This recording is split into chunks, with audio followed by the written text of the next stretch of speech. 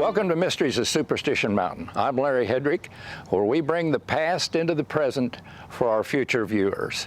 Today we have another great story by Hank Shaffer.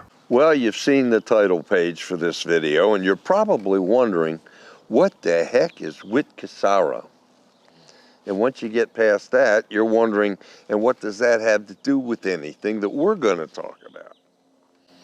Well, according to Apache legend, all mountains are known as Wittkesara, and that means the rocks standing up.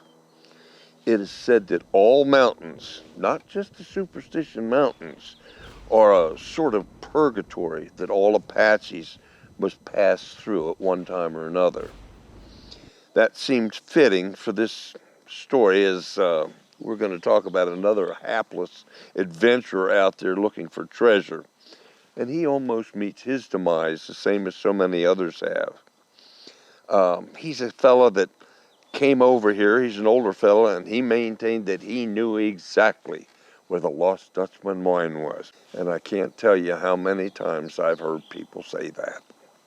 Well, this is a story by Tom Collenborn, and I'm going to try and tell it the way I think Tom might have told it back then.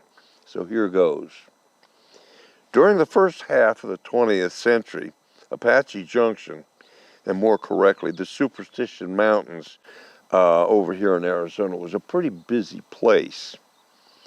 In large part, the insurgence of people coming over here was because of the legends of whatnot of the lost Dutchman mines, not to mention all the other treasure stories that came about that live up here in the Superstition Mountains.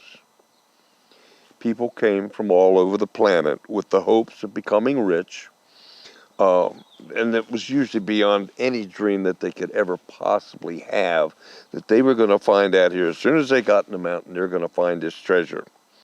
There were a lot of people that were in the mountains already, and they had, I don't want it to sound like there were people stacked on top of people, but there were people in the mountain already that had permanent camps, or very close to permanent camps, that had been there for years, and they were searching for treasures. But I want you to understand that from the pictures we're going to show you throughout this video, the Superstition Mountain isn't the way it's portrayed on the maps, that it makes everything look small.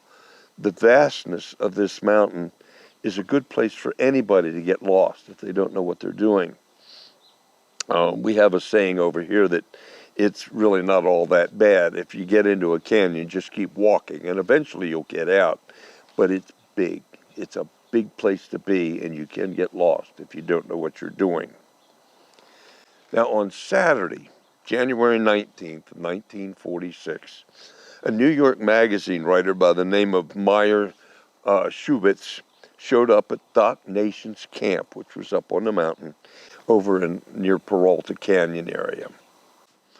He was anxious to head up into the Superstition as quickly as he could to search for the Dutchman's gold. He sincerely believed that he had an advantage once he got into the mountains for locating Waltz's treasure, because he was German, and he could think the same way that the Germans did, and his thoughts would be the same as what Jacob Waltz's had been.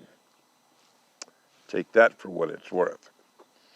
Now, Andy Sinbad was another old-timer up on the mountain, and he always said that Meyer was nothing more than a crackpot, or nothing more than a misguided German adventurer. He was a dreamer. Andy didn't have much use for him. On top of all else, Meyer Schubitz was an old man, and he wasn't in very good physical shape. He tried to convince Doc Nations there at the camp to guide him into the mountains. But the doc took one good look at him, and he said, "There's not a prayer in the world that I'm taking that man up in there." He said he just won't survive.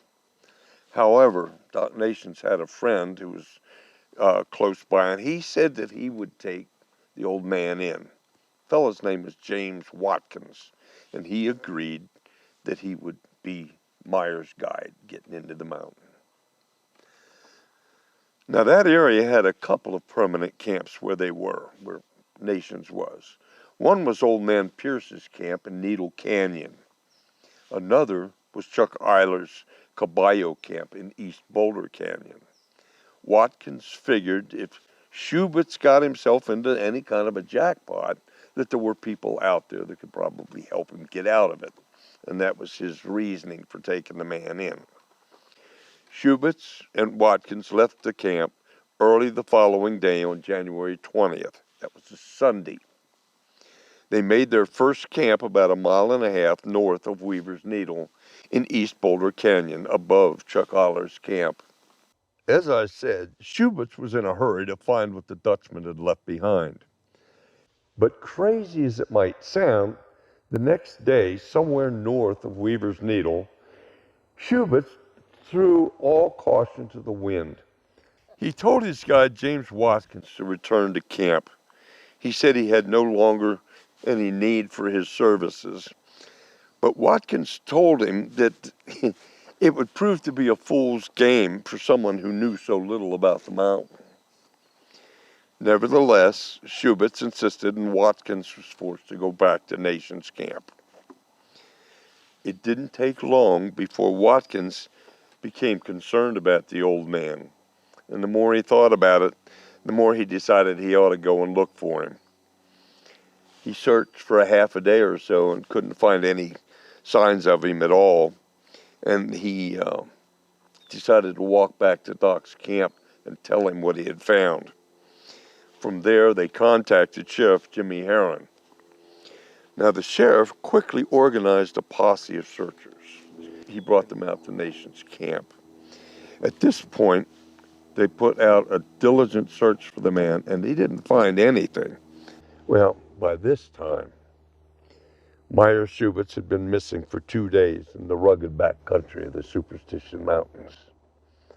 It wasn't until Thursday, when 2 other men were out prospecting in the Bars Canyon, that they found the old man in even worse condition than he'd been when they first got there. He was wandering around like so many others that had been out there looking, totally disoriented and lost in the mountain's clutches. Schubitz insisted he was close to finding the golden treasure, but unfortunately he was in no condition to continue. His treasure hunting pursuits would have to come to an end. After breakfast on that Thursday morning, he was taken back to the trailhead near a cabin owned by William Linsby. Once there, Linsby notified Jimmy Herron again up there at Doc Canyon's camp. Herron immediately went to Linscamp's cabin and picked up Meyer to get him back to town and to safety. Ironically, after recuperating, Schubitz left the territory and he never came back again to fulfill his dream of finding the Dutchman's mine. Meyer Schubitz didn't fulfill his dream, but the inexperienced treasure hunter was lucky to escape with his life. Far too many others were not as fortunate as he was, so he should have considered himself pretty lucky. Well, I gotta tell you, my sincere thanks go out to Tom Collenborn for this story. It's one that you don't hear very often, but the guy hunting for treasure was just another loser. It is yet another tale about a man and his dream to find golden riches in the rugged Superstition Mountain area. The lesson just never seems to get learned. Many have perished in these mountains. There are so many people that have gone up there and they've died. They've died of exhaustion. They've been shot and killed. There's just all sorts of things that have come about. But this doesn't seem to discourage more folks from risking their lives to look for this gold of Jacob Waltz. Why was Meyer Schubitz chosen to be such a lucky guy? Why was he chosen to survive in the unforgiving superstition? Who knows? It's just another one of those mysteries of the Superstition Mountains.